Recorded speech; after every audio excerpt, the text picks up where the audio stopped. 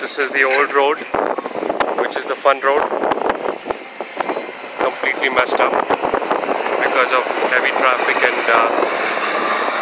rain.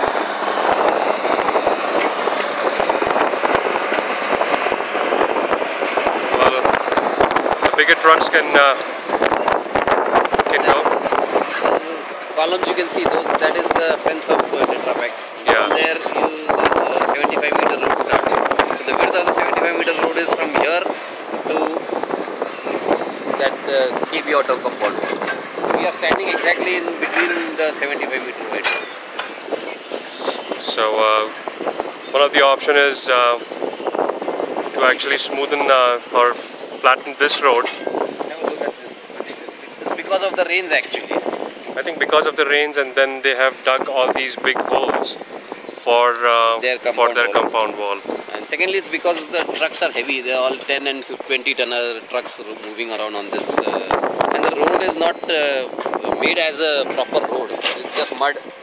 And with the rains and the heavy load, it's deteriorated actually.